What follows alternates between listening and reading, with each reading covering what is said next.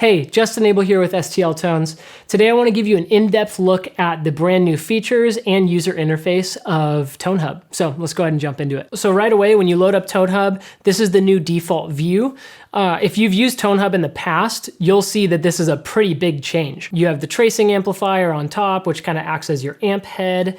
And then right here in the default view, you can change your mic placement without having to click around to other menus. It's a really fast way of working. I really, really like it. At the top, you'll also see that you have the info of your current loaded preset, which is something that looks familiar to those who use Control Hub as well. I really like the consistency across the platforms. Now, moving over to the left-hand side of the plugin, there is a new sidebar that has a search function that we'll talk about a little bit later. We have user presets, we have packs where you can get all of the artist packs. If you click on it, that's when it opens up something that actually looks more like ToneHub if you've used it before. And that's where you can click on a setting and that will load up. You'll see at the top of the screen, you'll have the info of your currently loaded preset. So even if you scroll away or if you're opening up other packs, you'll always be able to see what is currently being played through ToneHub. If you ever want to hide this preset list and get back to that original view of ToneHub, all you have to do is click this X and you're right back to the default view where you can change your mic placement or any amp settings. Right here underneath packs, there's also a new drop-down menu where you can see just the amp packs, just the artist packs, or just your favorited packs, which all you have to do to add one to there is go to Andrew Wade and put a heart there. If you go to favorites, there it is. So now let's talk about this preset browser. So if you scroll over, you can see all of the info types at the top. You can right click. So say you're looking for a tone, but you don't want to see the pack name for whatever reason, and you don't care about the cabinet. You can just right click at the top and you can add or take away any categories that you want. So, say for whatever reason, you just want to take all this stuff away. And if you notice, you can drag these sections to make them bigger if you wanted to. There's also now a way that you can sort by gain level, say. So if you click gain level, it's going to go to the top. This is the cleanest. And if you scroll to the bottom, you can see that gain level is only just getting heavier and heavier. If you want to sort high gain to low gain, now at the top is the highest gain and at the bottom is the lowest gain.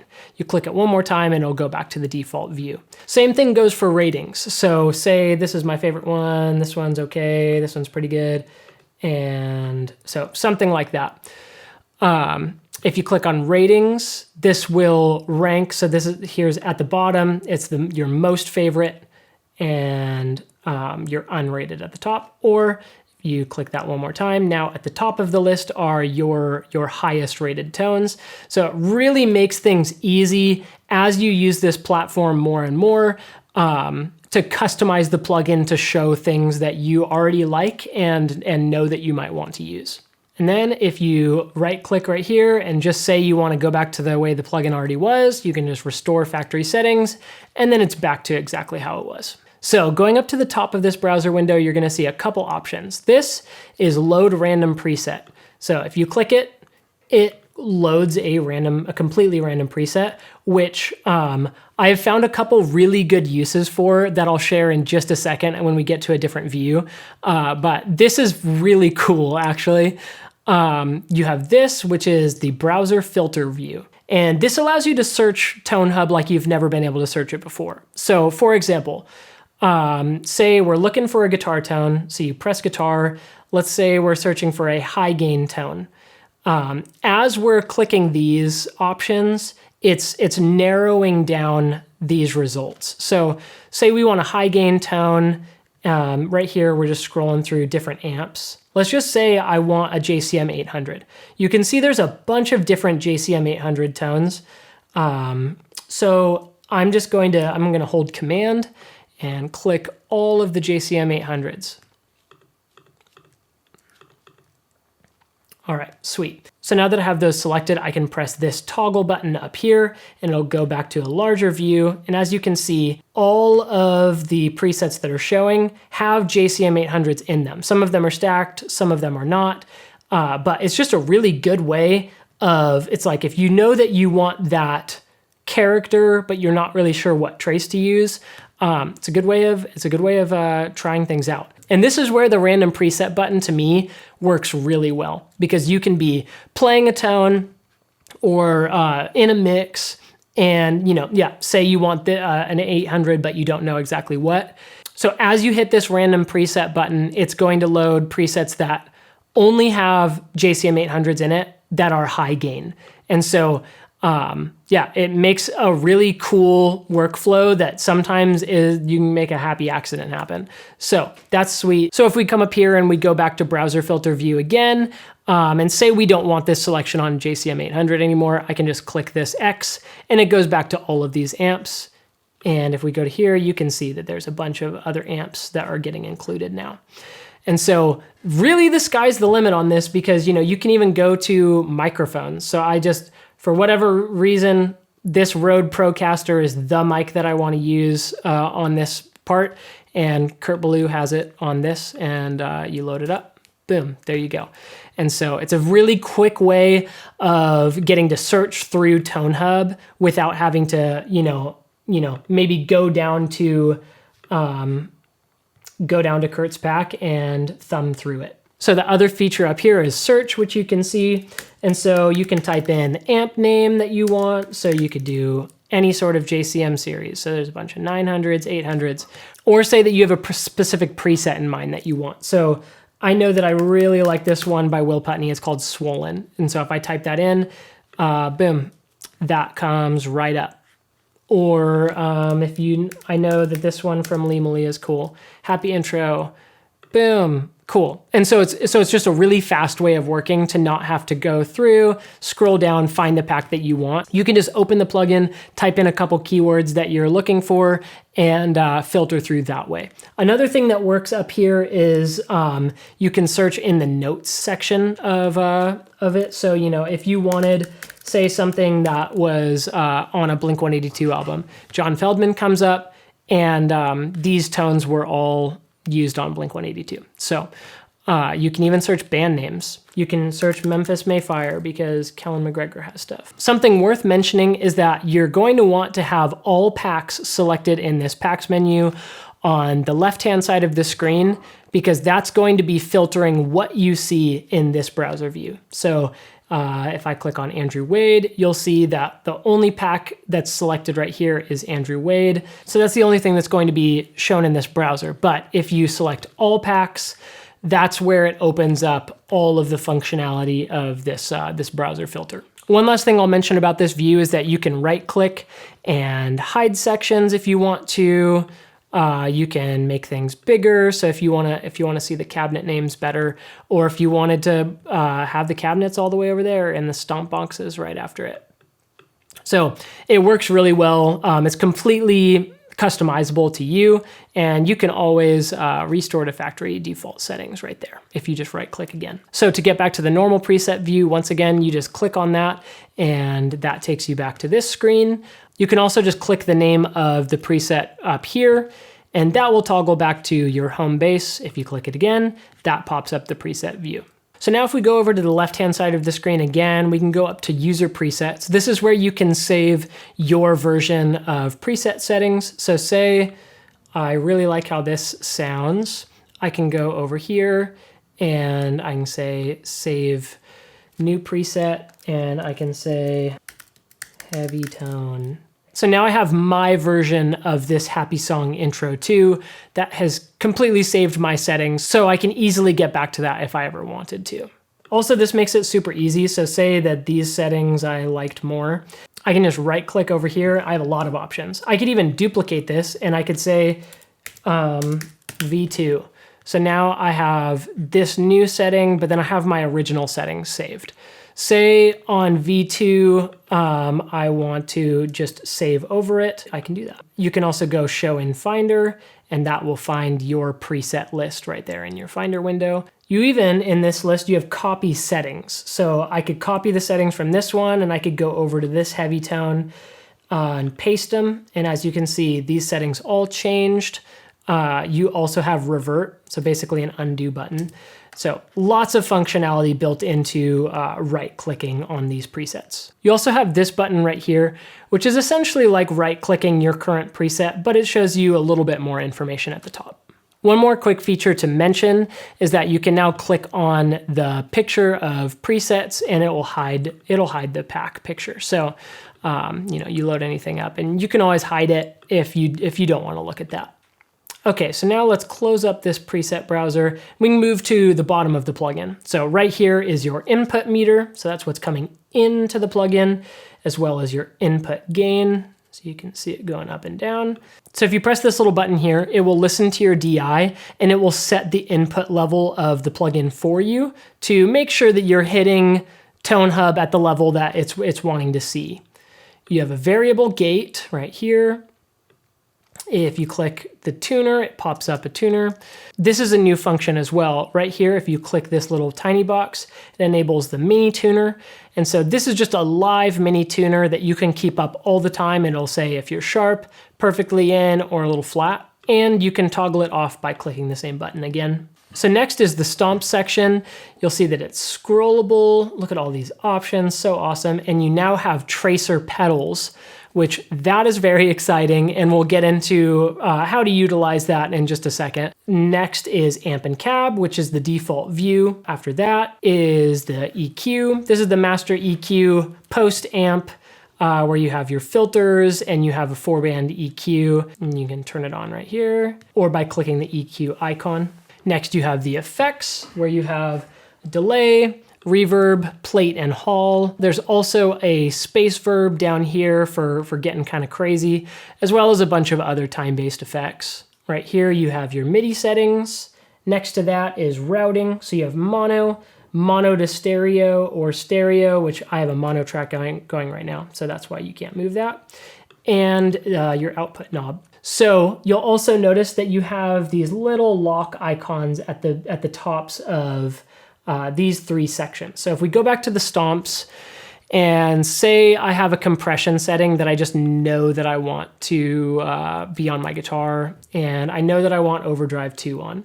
So I dial that in and it's just perfect. So you hit the lock icon and now I can go into any pack and click any setting, and that lock will override anything that was previously happening inside of the stomp category, so that you know that your settings are going to be the ones that pull up. Same thing is true for the EQ. So, say this is exactly what I want. I can lock that setting.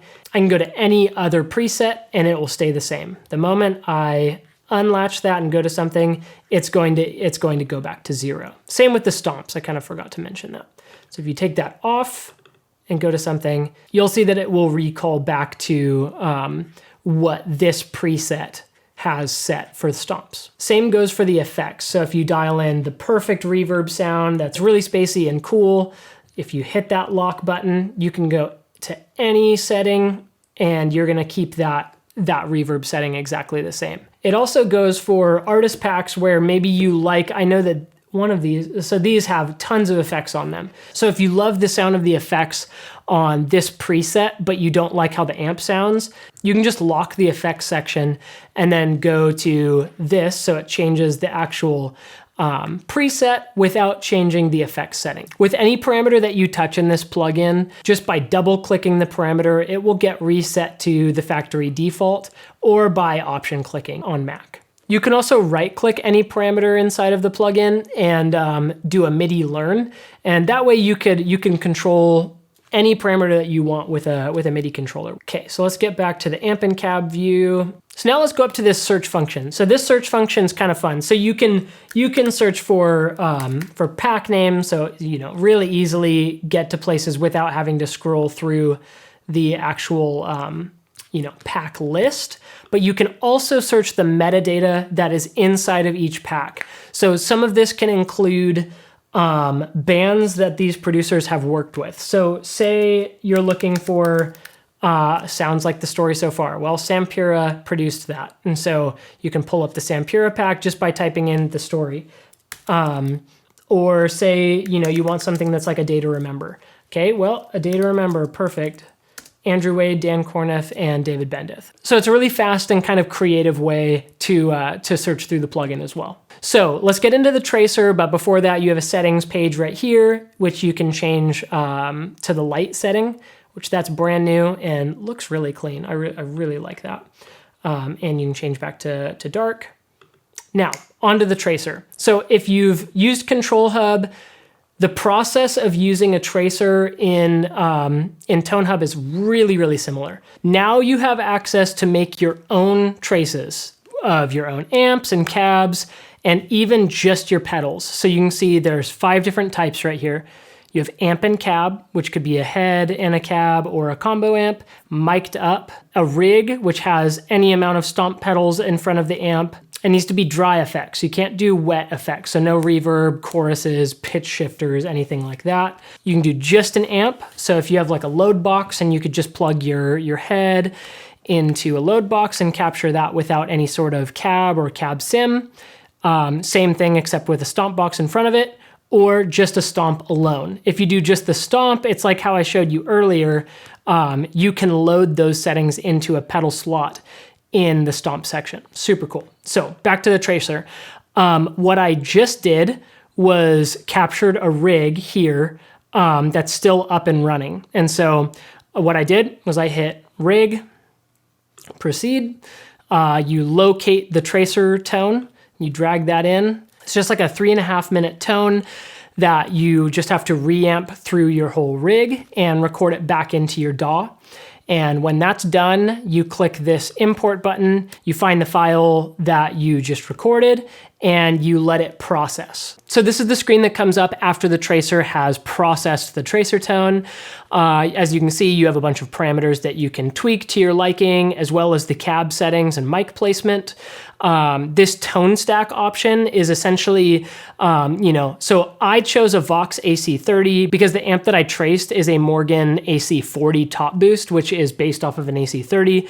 Basically, by selecting that, it makes these parameters act more like how the parameters of an AC30 would act. So this is where you can dial in any of these parameters to your liking and test the trace. If you're happy with the way that it sounds, you can just click next. As you can see, I've already filled in the info on this so that you don't have to sit through me typing this out, but you have the name of your trace. You can put the notes in.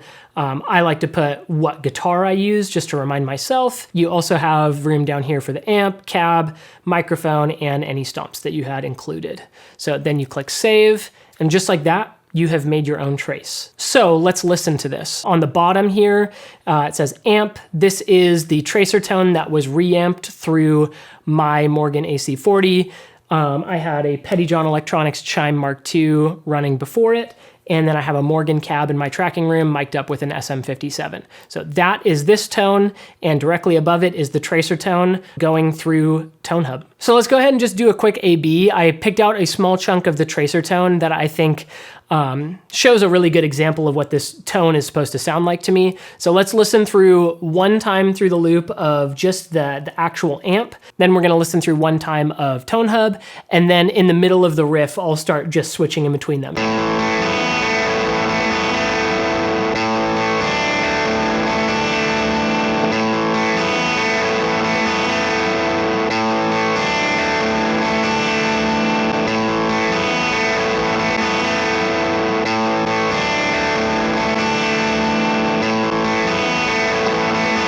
So as you can hear, I did not tweak any settings on this. This is just straight out of the tracer, and it's incredibly good. So looking forward to seeing what you guys do with this.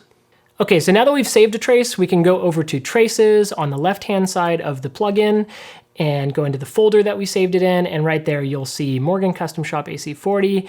That's the trace that we just made. If you right-click the trace, it will open up a menu very similar to the menu that you'll see in user presets when you right-click. So you'll have an option to rename, move the trace, duplicate the trace. Even you can edit the trace, so you can go back in to the tracer, click through, and you'll have the ability to change any of these parameters again if you would like. So now that we've made a trace, we can talk about the trace exchange. So if you've used Control Hub, you're familiar with this concept.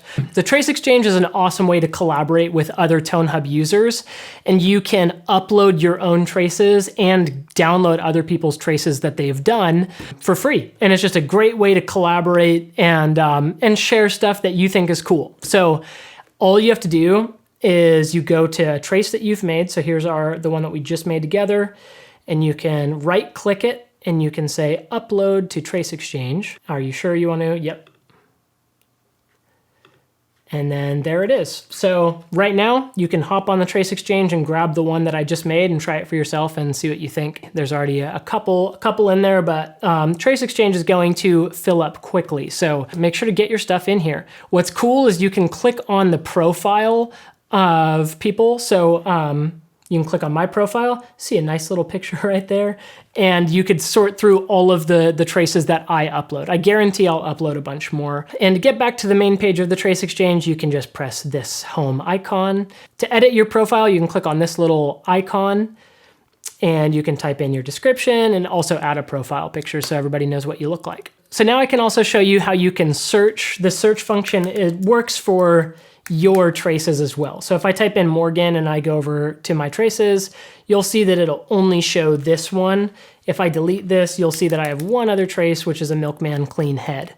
That is a transition to move over to talk about the all new IR loader inside of ToneHub. If I load up this Milkman clean head, this is a trace I made of a head without a cab. And STL has done a fantastic job making brand new IRs for all of these cabs. So you have a 212, 412, or 410, 412, and another 412 with a bunch of different mic options on them and super intuitive way of working. It looks a lot like AmpHub.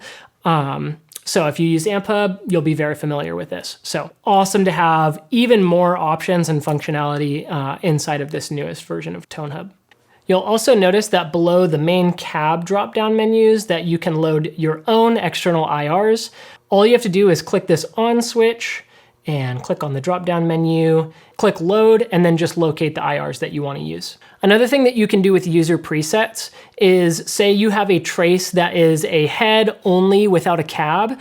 If you go into it and say you have a certain microphone combination that you really, really like and enjoy and you get the placement just right, you can also go up to user presets and save this as a user preset. So you could say Milkman clean with mics, and that will go ahead and save user preset up there as well. One other thing to mention about user presets is it will save any sort of effects or stomps. You can even load in tracer pedals, or we go back to heavy tone, which is a Limalia preset.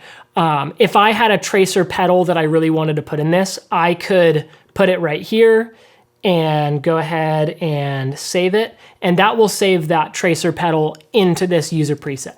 All right, so that was a lot of information. Thank you for sticking with me to the end of the video. I really hope you enjoy this update for ToneHub. If you have any questions about this ToneHub update, feel free to drop them in the comments section below, and be sure to check out stltones.com for more information about ToneHub.